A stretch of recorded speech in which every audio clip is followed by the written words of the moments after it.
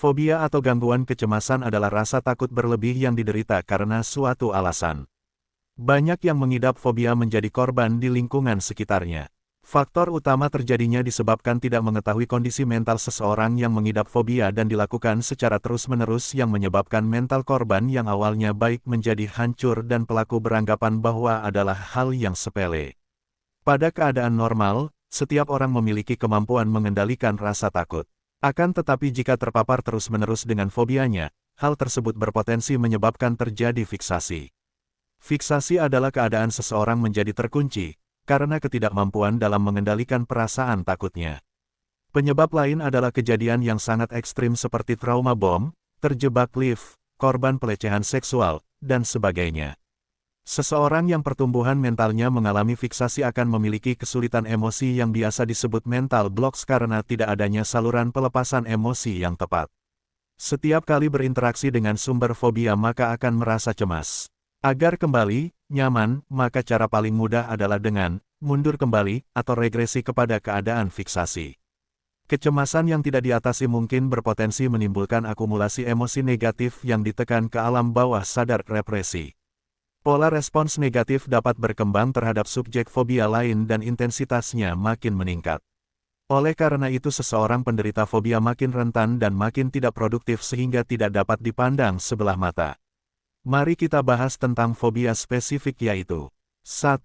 Fobia lingkungan alam. Fobia dipengaruhi oleh faktor alam seperti air, danau, air terjun, hujan, ketinggian, takut terhadap petir dan badai. 2. Fobia hewan. Fobia yang merupakan ketakutan berlebih terhadap hewan yang mengakibatkan reaksi fisik serta emosional pada kehidupan sehari-hari terganggu, meskipun menyadari bahwa ketakutannya tidak rasional. Gejala yang terjadi yaitu panik, gemetar, sesak napas, dan menjaga jarak. 3. Fobia situasional. Fobia oleh situasi atau lingkungan tertentu yang menakutkan. Jenis fobia ini membatasi seseorang terhadap dilakukan atau kemana akan pergi.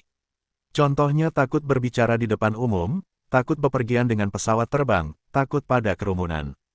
4. Fobia medis. Fobia yang ketakutan dengan hal-hal yang berhubungan dengan medis, seperti takut terhadap suntikan, takut terhadap darah, takut terhadap dokter gigi, takut terhadap rumah sakit dan takut terhadap kuman.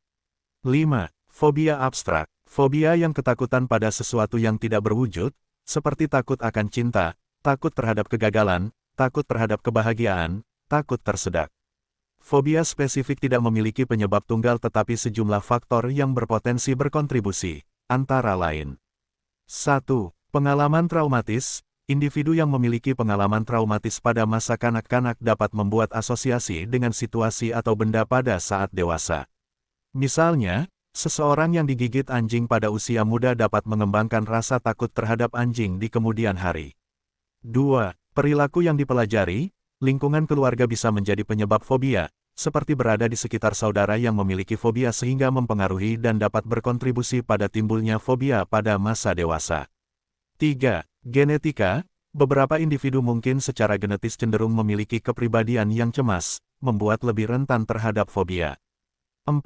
Depresi, jika rasa stres terus berlangsung dalam jangka panjang, maka dapat berubah menjadi perasaan cemas, dan ketidakmampuan untuk mengatasi situasi tertentu yang mampu berujung fobia.